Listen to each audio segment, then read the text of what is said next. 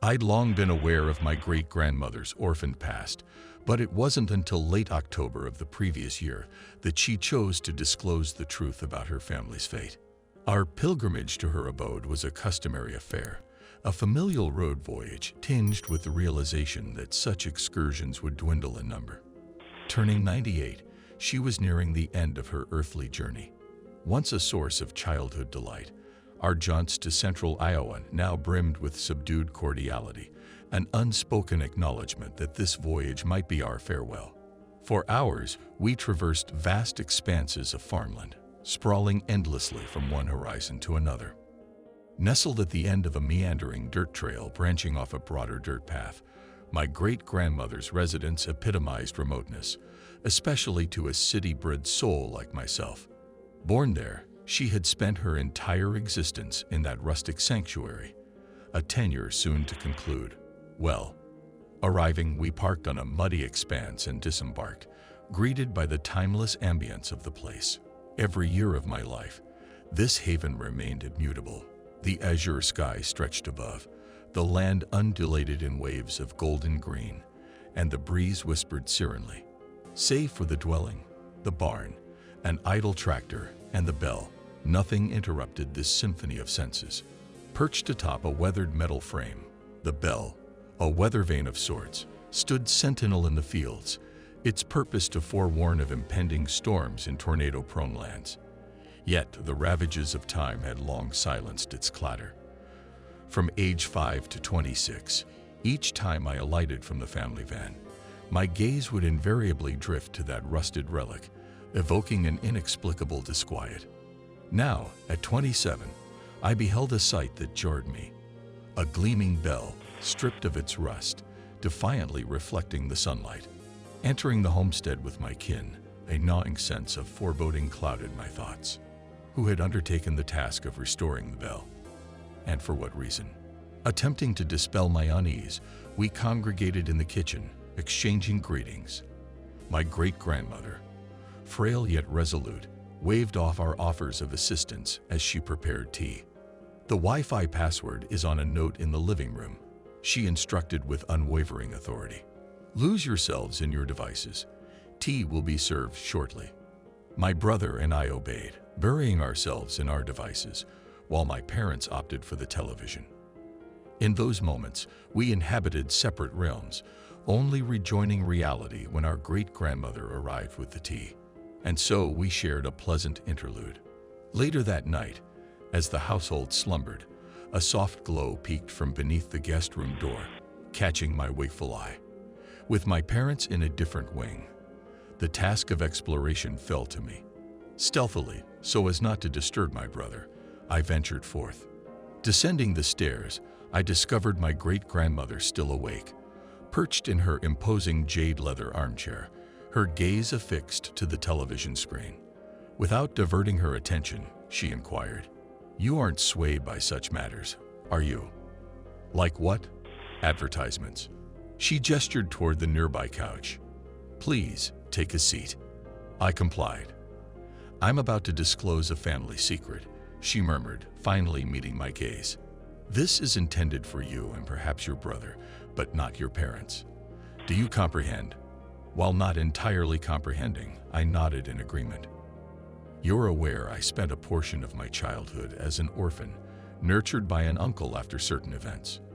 Without awaiting my response, she continued, "I was 10 years old that fateful night. It happened to be my birthday. My mother had procured a petite cake, scarcely larger than a clenched fist. Anticipation swelled within me each year for that modest indulgence, given our sparse access to sweets. Priced at 11 cents, it was a considerable luxury, yet my mother unfailingly procured one for each of us on our birthdays, regardless of the scrimping and saving required.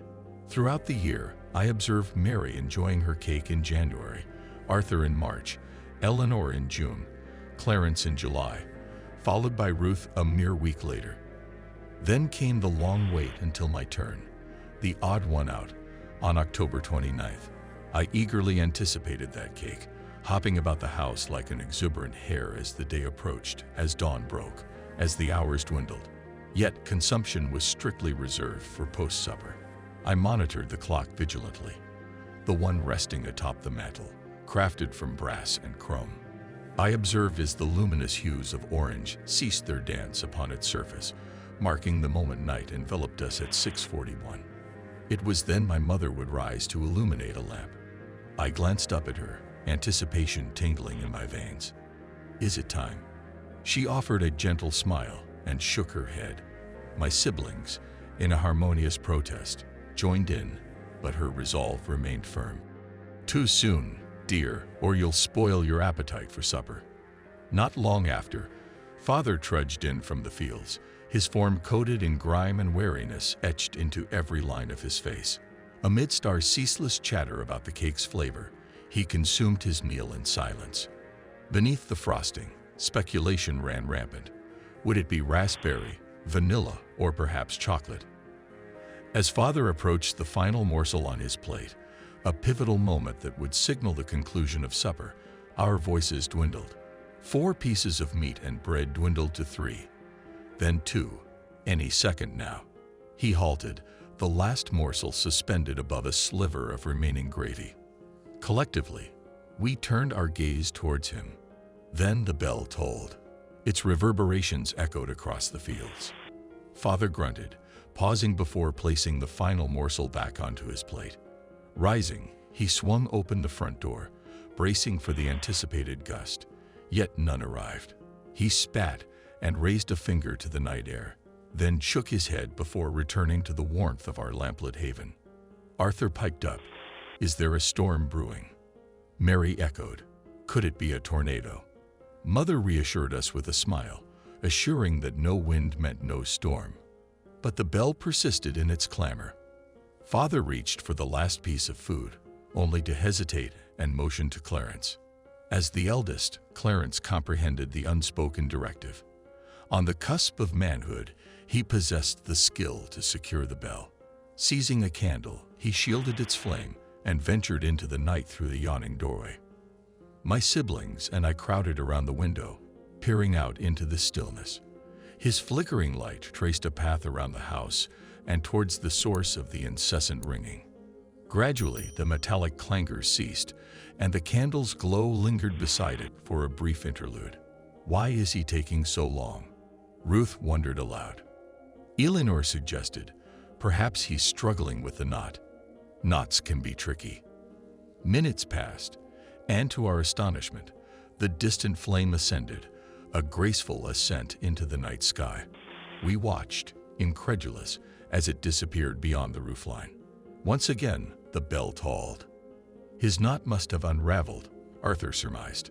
At our insistence, our parents ventured to the window, yet by then, there was naught to behold. Father gestured to Arthur, who, eager to assist, seized a fully illuminated lamp instead of a mere candle.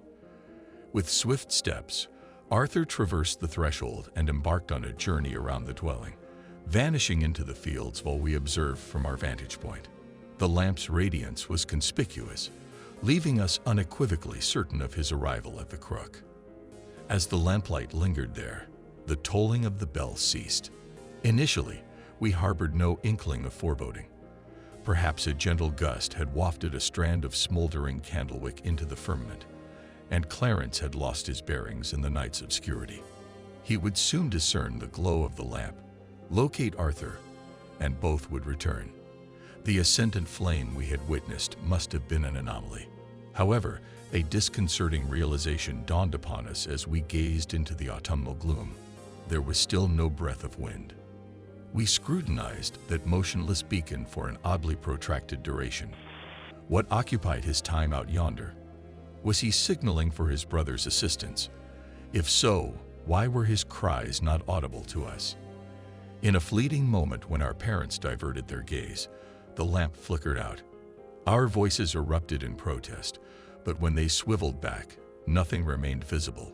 Darkness enveloped us. Once more, the bell commenced its tolling. Father grumbled, yet with no remaining sons to dispatch, he pondered his next move.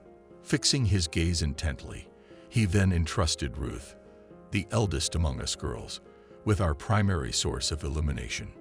Amidst our mother's laughter, she jestingly instructed, "Ruth, do fetch your wayward brothers, my dear." Though apprehensive, Ruth accepted the lamp. Leaving us to fumble in the dark, she embarked on her quest around the abode and into the fields. This time, the lamp emitted a brighter glow, casting a luminous halo around her hand and her white nightwear. Along her route, she vocalized regular inquiries. "Clarence, Arthur, have you strayed from the path?" Midway to where the other lights had halted, her calls abruptly ceased in mid-sentence. "Clarence, Arth." It wasn't a cessation of her vocal efforts. Rather, the sound reaching us abruptly ceased altogether. Despite the visibility of her carrying the lamp and her attire, her shouts were met with silence. Nothing but the incessant pealing of the bell, accelerating in tempo and intensifying in urgency. Mary, Eleanor, and I cast fearful glances toward our parents. My father, breaking his silence, shook his head. "Seems there's a breeze out yonder after all." The atmosphere is akin to a flowing stream within a vast ocean. It moves swiftly out there, carrying sound away, but its touch eludes us here. Though visibly concerned, my mother acquiesced with a nod. Witnessing her acceptance, we too embraced the notion.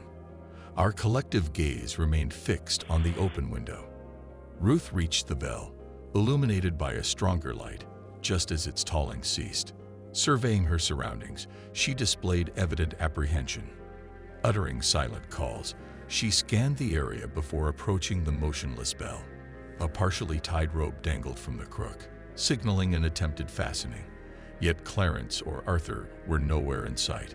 Placing the lamp on the ground to free her hands for knotting the rope, she obscured the light amidst the recently harvested stalks. We waited in bated breath. The air trapped in my lungs began to sting. Eventually, we were compelled to exhale. Ruth's light remained stationary, barely discernible amidst the broken foliage. "Why is it taking so long?" Mary inquired. "I hope Ruth is safe," Eleanor added. Father reassured us. "She's fine. Those darn kids are just playing games with us." Mother nodded in agreement. "Eleanor, go fetch your sister, won't you?" Eleanor shook her head. "No way. It's too frightening out there." "It's merely a game. You're not playing along, are you?" "No," Eleanor replied, her voice quivering. "Then go and fetch your sister and brothers. Tell them to return." With darkness enveloping the surroundings, Eleanor, trembling, seized the last candle and ventured into the night, hugging the house's side to maintain proximity to us. With a shaky voice, she called out, "Ruth? Arthur? Clarence? This isn't amusing anymore." Now it was our turn to dwell in darkness. As Eleanor ventured further with our dwindling light, tension permeated the air. Father cast a wary eye toward the open front door, while Mother quietly secured it with a latch. I pondered the significance of their action. How were the others to re-enter? Yet I surmised it would unfasten it upon their return. Mother departed in search of additional candles. Amidst it all, the bell persisted in its tolling, echoing through the night. Growing increasingly anxious, I clutched Mary's hand tightly and called out from the window, "Take care, Ellie." She must have chanced upon crossing that imperceptible, silent threshold precisely then, for she spun around in astonishment and drew nearer.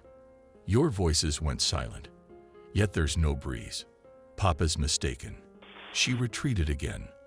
Look, when I passed this point, She raised the candle to reveal that her lips were still in motion, but we heard nothing. Upon reflection, her hair remained still, and Ruth's pajamas hadn't fluttered in any wind. I queried Father, "What's causing this? What's rendering it silent out there?"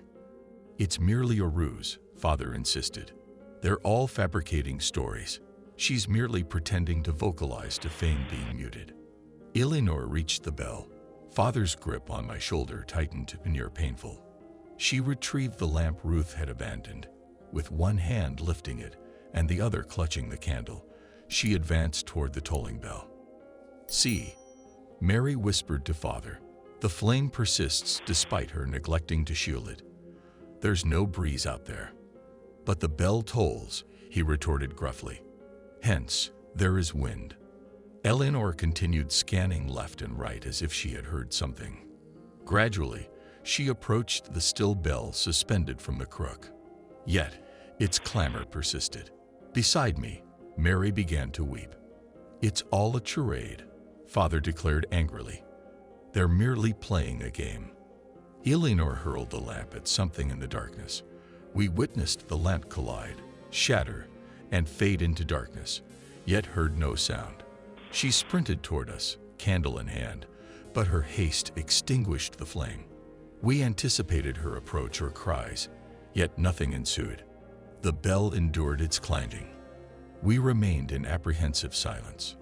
Mother returned with a candle for each of us, and we maintained our vigil at the window. No movement nor soul stirred. For hours, the bell resonated without a breeze. The night persisted in its inky blackness. The bell tolled incessantly, driving deeper into our ears with each passing minute. As midnight neared, we reached our breaking point. Father grew increasingly agitated. Mary, seek out your siblings. No, she protested. I refused to venture out there. Mother shot her a stern glare. You must. This charade must cease. Prompted by their insistence, Mary erupted into tears and ventured out of the window. Clutching her petite candle, she cautiously made her way into the fields. Her weeping faded into silence as she traversed that particular spot amidst the darkness. Her flame approached the bell, and the ringing ceased. Then her flame extinguished. We held our breath. The bell resumed its tolling. Father tightened his fists. Proceed. I glanced over and noticed his gaze fixed on me. It dawned on me suddenly that I was the sole remaining child within the confines of the house, and I felt an overwhelming sense of solitude. Every fiber of my being recoiled at the notion of venturing into that accursed night. No, my mother hesitated, no longer steadfastly aligned with my father. She too began to weep. What are you doing? He demanded. It's merely a game. There's nothing to fear. She cried out. Why do you persist in saying that? Why have I been complicit in this? He seized her and bellowed into her face. Because we haven't been sacrificing our children. That's not what's happening. She pushed his hands away and darted toward the window.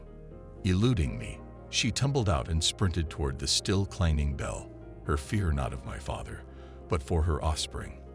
Arthur, Clarence, Ruth, Eleanor, Mary, for the love of God, where are you? He snarled and leaped out after her, shouting, We haven't harmed them.